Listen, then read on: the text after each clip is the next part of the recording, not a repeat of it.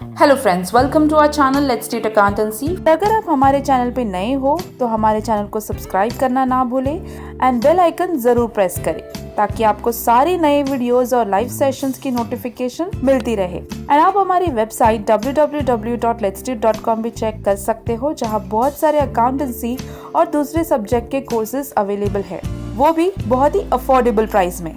तो चलो अब शुरू करते हैं आज के सेशन के साथ। हमारे प्रीवियस सेशन में हमने अकाउंट्स के कुछ बेसिक टर्मिनोलॉजी सीखे और सारे अकाउंटिंग प्रिंसिपल्स भी सीखे। आज के इस सेशन में हम कुछ बहुत इम्पॉर्टेंट प्रैक्टिसेस को समझेंगे जिन्हें फॉलो करना बहुत ज़रूरी है ताकि हम अपने स्टेक होल्डर्स से लॉयल्टी या फिर ट्रस्ट गेन कर सकें और अपने स्टेक होल्डर को अपने बिजनेस में ट्रांसपेरेंसी या ऐसे कह सकते हैं कि आप अपने बिजनेस का ट्रू पिक्चर पोर्ट्रे कर सकें। स्टेक होल्डर्स किसी भी बिजनेस के लिए बहुत इंपॉर्टेंट होते हैं।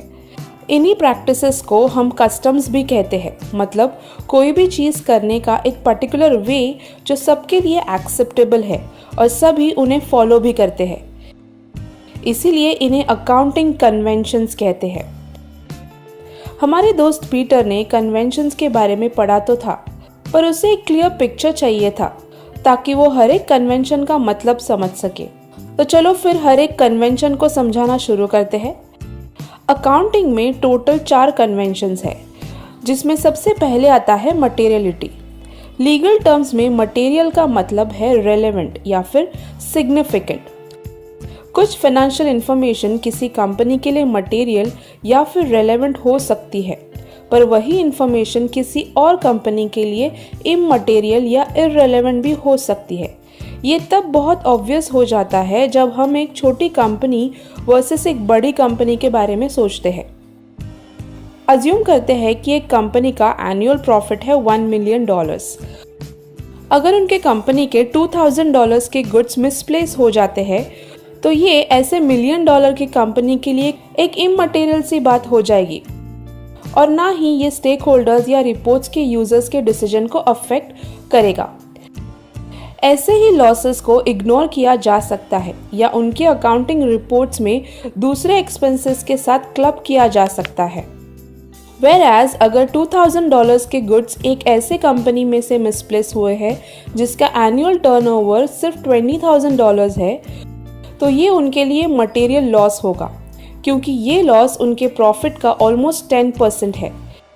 ऐसी इन्फॉर्मेशन फाइनेंशियल स्टेटमेंट यूजर्स और स्टेक होल्डर्स के डिसीजन को बहुत बुरी तरह से अफेक्ट कर सकती है। इसीलिए ऐसे कंपनीज को इस तरह के लॉसेस को सेपरेटली अकाउंट करना होगा और उन्हें अपने रिपोर्ट्स में क्लियरली दिखाना भी होगा ताकि यूजर्स कंपनी के स्टेटस के बारे में करेक्ट जजमेंट बना सके। इस कॉन्सेप्ट को डिटेल में समझने के लिए चलो एक और एग्जाम्पल लेते हैं। ऐसा अज्यूम करते हैं कि हमारे दोस्त पीटर की इनकम $50,000 है एनुअली। उसमें से अगर वो रेंट के लिए $6,000 खर्च करता है तो वो उसके लिए बहुत बड़ा अमाउंट होगा, right? At the same time अगर वो स्टेशनरी के लिए पूरे साल में सिर्फ $50 खर्च करता है तो क्या ये उसके बिजनेस के लिए एक मटेरियल एक्सपेंस होगा? नहीं। तो वो ये एक्सपेंसेस जनरल एक्सपेंसेस या मिसलेनियस एक्सपेंसेस के अंडर दूसरे छोटे एक्सपेंसेस के साथ क्लब कर देगा। हर एक कंपनी जनरली ये डिसाइड करती है कि उनके इनकम में से कितना परसेंटेज वो इममटेरियल कंसिडर कर सकती है एंड यूजुअली ये 1% होता है।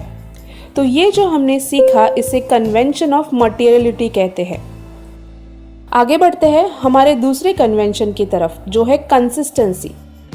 सपोज हम किसी डॉक्टर के पास जाते हैं और वो हमें 10 दिनों के लिए कुछ मेडिसिन प्रिस्क्राइब करते हैं, तो हमें वो मेडिकेशन कंसिस्टेंटली लेना पड़ेगा so that we see the result. साथ ही अपने अभी के हेल्थ को पहले से कंपेयर कर सकते हैं। बट इसके जगह पर अगर हम अपनी मेडिकेशन बार बार चेंज करते रहे या उन्हें बिल्कुल ही स्किप करें तो हम अपने एक्सपेक्टेड रिजल्ट्स नहीं देख पाएंगे। अभी डॉक्टर दूसरे मेडिसिन तभी प्रिस्क्राइब या अलाउ करेगी अगर एलर्जी या फिर साइड इफेक्ट जैसी कोई जेन्युइन रीजन होगी। यह इम्पॉर्टेंट है कंसिस्टेंट रहना। बस इसी तरह अकाउंटेंसी में भी हमें अकाउंटिंग प्रैक्टिस में भी यूनिफॉर्मिटी मेंटेन करनी चाहिए, अदरवाइज हम कंपनी के प्रोग्रेस को अपनी प्रीवियस रिपोर्ट से कंपेयर नहीं कर पाएंगे। हमारी रिपोर्ट्स प्रॉफिट एंड लॉस के ट्रू एंड फेयर पिक्चर भी नहीं दिखा पाएंगे। जस्ट इन केस हम कोई मेथड चेंज कर रहे हैं तो उसका रीज़न हमारे रिपोर्ट्स में बहुत क्लियरली डिस्क्लोज करना चाहिए as a footnote, so that users इन चेंजेस के बारे में अवेयर रहे जो हमारे रिपोर्ट्स के अमाउंट्स को अफेक्ट कर रहे हैं। तो इसे हम इस तरह प्रेजेंट करते हैं कि वैल्यूएशन ऑफ स्टॉक या डेप्रिसिएशन को कैलकुलेट करने के लिए बहुत सारे मेथड्स अवेलेबल है जिसे हम अकाउंटेंसी में यूज़ कर सकते हैं। अगर हम एक अकाउंटिंग पीरियड के लिए एक पर्टिकुलर मेथड चूज़ करते हैं तो वो सेम मेथड को हमें फ्यूचर अकाउंटिंग पीरियड्स के लिए भी कंसिस्टेंट रखना होगा। मेथड्स में अगर कोई चेंज करना है तो वो भी तभी परमिट होगा जब न्यू मेथड बिजनेस एक्टिविटीज़ का और भी ज़्यादा क्लियर एंड बेटर पिक्चर दिखाएगा और इस चेंज इन मेथड का इफेक्ट्स हमारे फाइनेंशियल स्टेटमेंट में क्लियरली डिस्क्लोज करना होगा। इस चेंज ऑफ मेथड या पॉलिसीज के परमिशन के लिए डिफरेंट कंट्रीज में डिफरेंट रूल्स बनाए गए हैं। Moving on to the third convention, that is conservatism. क्या आपको याद है वो टाइम जब आपने अपने एग्जाम में लो मार्क्स एक्सपेक्ट किए थे या कुछ गलत होगा ऐसा एक्सपेक्ट किया था? ऐसे में आप उन कंसर्न लोगों को एडवांस में इन्फॉर्म कर देते हैं ताकि वो आपसे हाई एक्सपेक्टेशंस ना रखें। But on the other hand, अगर आप बहुत श्योर है कि आप किसी इंटरव्यू को इजीली क्रैक करोगे या किसी एग्ज़ाम में आप एक्सेप्शनल मार्क्स स्कोर करोगे तो आप हर जगह इसकी अनाउंसमेंट तब तक नहीं करोगे जब तक न्यूज़ कंफर्म ना हो जाए। Convention of conservatism is similar to this scenario. किसी भी बिजनेस में ऐसा सिचुएशन बहुत बार होता है कि फ्यूचर में बिजनेस लॉसेस इनकर कर भी सकता है और नहीं भी। फॉर एग्जाम्पल, लेट्स अज्यूम कि पीटर ने कुछ गुड्स वर्थ $500 अपने नेबर को क्रेडिट पे दिया है, बट उसके नेबर को ह्यूज लॉस हुआ है जिसके लिए उसे अपना घर भी खाली करना पड़ा। पीटर को उसके नेबर के फाइनेंशियल कंडीशन अच्छे से पता है, इसीलिए वो ये एक्सपेक्ट करता है कि उसका नेबर जिससे पीटर को $500 देना था वो शायद फ्यूचर में भी रिटर्न नहीं कर पाएगा। इसे डाउटफुल डेट कहते हैं। इस तरह के लॉसेस फ्यूचर में अराइज हो भी सकते हैं और नहीं भी। हाउएवर, पीटर को ऐसे लॉसेस के लिए एडवांस में ही प्रोविजंस करना पड़ेगा so that he plays a safe game and ऐसे डाउटफुल फ्यूचर लॉसेस के लिए वो पहले से ही प्रिपेयर्ड रहे। ऑन दी अदर हैंड, जो भी एक्सपेक्टेड इनकम या प्रॉफिट्स होते हैं उन्हें हम अभी तक हमारे रिपोर्ट्स में डिस्क्लोज नहीं करते जब तक ये इनकम्स कंफर्म नहीं होते। एक्चुअली बिजनेस अपने स्टेक होल्डर्स को हाई होप्स नहीं देना चाहती, जिसके वजह से उन्हें ऐसा ना लगे कि उन्होंने रॉन्ग डिसीजन लिया है। अगर ये इनकम्स और प्रॉफिट्स अराइज नहीं हुई तो it will be like cheating them, क्योंकि जो चीज़ हुई ही नहीं है उन्हें हम अपनी रिपोर्ट्स में रॉन्गली मेंशन कर रहे हैं। इसीलिए कंजर्वेटिज्म को बहुत कॉशियसली या प्रूडेंटली मतलब केयरफुली अप्लाई करना चाहिए, जिसकी वजह से कोई भी स्टेटमेंट डिस्टॉर्ट या फिर ट्विस्ट ना हो सके। कन्वेंशन ऑफ कंजर्वेटिज्म के हिसाब से अगर कोई वर्स्ट केस सिनारियो को फाइनेंशियल स्टेटमेंट में प्रेजेंट करना है तो हमें अकाउंटेंट की ज़रूरत होगी। तो ये था कन्वेंशन ऑफ कंजर्वेटिज्म। हमें उम्मीद है कि आप सभी को अब तक के सिखाए हुए तीनों कन्वेंशन समझ गए होंगे। Let's proceed to the last convention, that is convention of full disclosure. ये कन्वेंशन हमें अपने फाइनेंशियल स्टेटमेंट रिपोर्ट्स में सारे इंपॉर्टेंट मैटर्स या स्टेटमेंट को करेक्टली और क्लियरली डिस्क्लोज करने के लिए कहता है, जो हमारे रीडर्स के अंडरस्टैंडिंग को अफेक्ट करता हो। आप सोच रहे होंगे कि मैं कौन से डिस्क्लोजर की बात कर रही हूँ।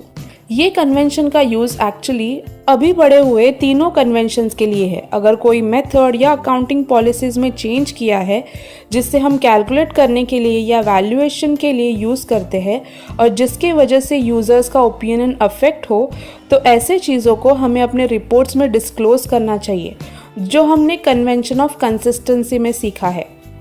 हमें सारे मटेरियल और रेलेवेंट इन्फॉर्मेशन भी डिस्क्लोज करनी चाहिए, जो हमने कन्वेंशन ऑफ मटेरियलिटी में सीखा है। हमें अपने सारे एक्सपेक्टेड, प्रोबेबल या फिर पॉसिबल लॉसेस को रिपोर्ट्स में डिस्क्लोज करना चाहिए और इनके लिए एडवांस में ही प्रोविजन करके रखना चाहिए। This is known as convention of conservatism.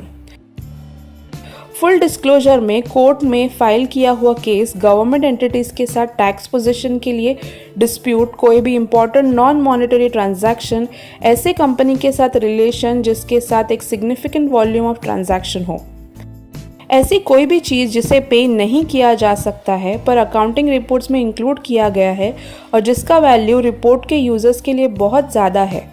और ये डिस्क्लोजर कहाँ बनाया जाता है? अकाउंटिंग रिपोर्ट्स के फाइनेंशियल स्टेटमेंट के नीचे एक सेपरेट सेक्शन दिया गया है एज नोट्स टू अकाउंट्स या डिस्क्लोजर्स, जहाँ ये सभी डिस्कस किए हुए इंपॉर्टेंट डिटेल्स में डिस्क्लोज किए जाते हैं। This is convention of disclosure. इसके साथ ही हम आज के सेशन को एंड करते हैं। तो अभी तक हमारे सभी प्रिंसिपल्स एंड कन्वेंशंस पढ़कर और समझकर हो गए हैं। तो आज के लिए बस इतना ही। मिलते हैं अगले सेशन में और भी अमेजिंग वीडियोस के साथ।